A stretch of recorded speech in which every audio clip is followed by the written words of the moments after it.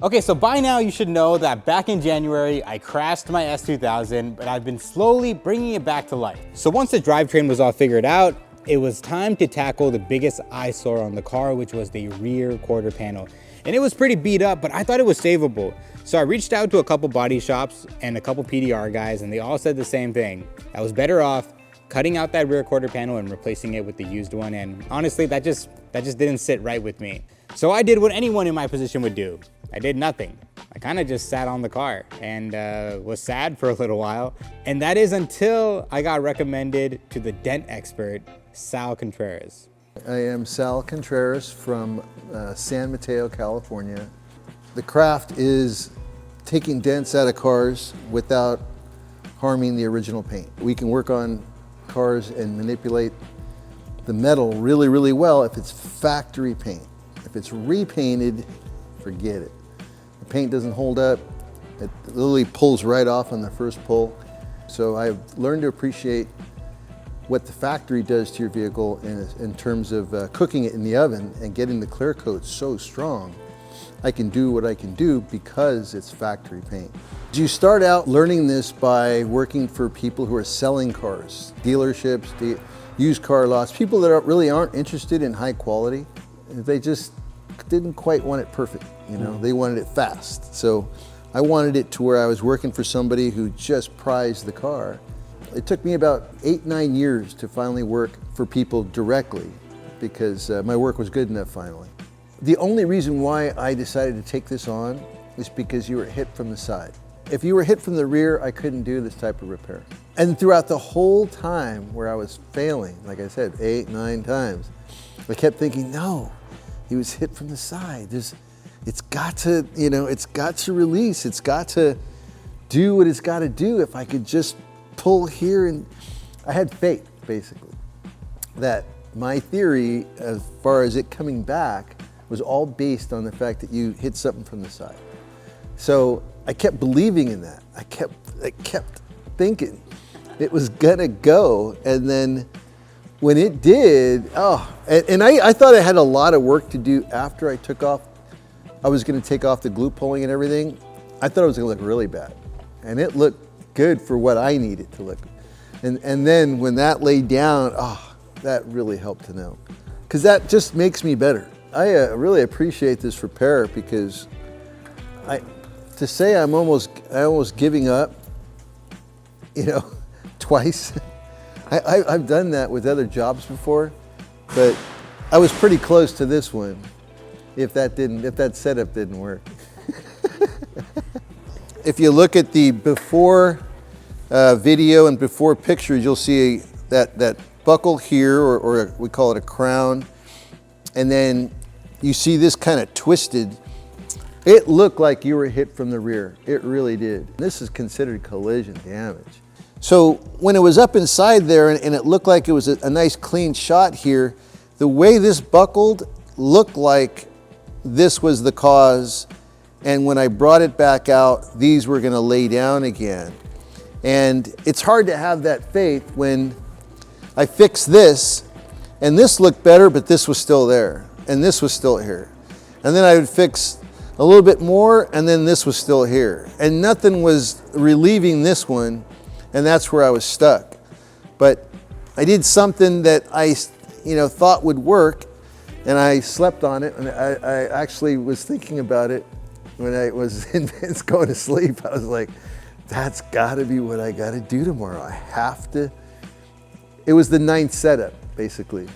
And as I was thinking, all right, tomorrow, that's what I'm gonna do. It has to work, it has to work. I'm very happy with the way this turned out. I didn't think it was gonna turn out this good, but the fact that it all laid down that flat, I'm super happy with. I didn't expect that. So it is actually better than I thought. Yeah, I mean, there's two things. If you're interested in learning how to do this, then I teach a course online at dentexperttraining.com. And it's a course that I do repairs like this. This one may end up in the course, and it's a good one to learn on, but it's all the way down to beginners, intermediate. This would be considered advanced. And for people that want to actually get damage fixed like this, it would be bigdentrepair.com. And that's my website for my local business for people that want cars like this fixed, that they don't want to go to the body shop. Okay, so with the rear quarter panel all fixed up, nice and smooth and straight, I can finally attempt to install my new ASM rear bumper. Before I get to that, I just want to say that I cannot say enough good things about Sal and the work that he did on my S2000. There is something so awesome about people who dedicate the time, the years, or in Sal's case, the decades to perfecting their craft. And one of my favorite things about making these YouTube videos is to be able to showcase people like Sal. All right, so moving on to installing my ASM rear bumper.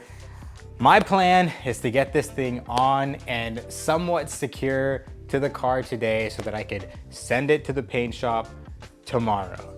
And I know that would sound pretty straight up and easy, but there are some complications due to the accident. I might have to shave off a little bit of the bumper, which I know is kind of blasphemy considering it's an ASM bumper. But the fact of the matter is, even though the rear quarter panel looks great and it's straight, the actual metal underneath is not perfect anymore like it was before the accident. So because of that, I may have to make some minor modifications. I want this car back on the road so bad. So let's do it. The first thing that I needed to do was to trim off about 1 to 2 millimeters from the bumper so that it can sit flush on the side that experienced the accident. Not gonna lie, shaving down this ASM bumper hurt my soul. The one downside about getting an ASM part is that fitment is so perfect and they are so rigid that anything less than a perfectly straight car will give you trouble. If you're interested in installing a JDM bumper on your US spec car, you'll need to pick up a JDM bash bar like I did. They are about half the size and weight as a US spec bar. With those two things out of the way, I was ready to mount the bumper, and with my slight modifications, all the holes lined up perfectly. From there, all that's left is the taillights, and speaking of the taillights, my passenger side needs to be replaced. So if anyone has a lead on new AP2 taillights, send me a DM on Instagram or leave a comment below.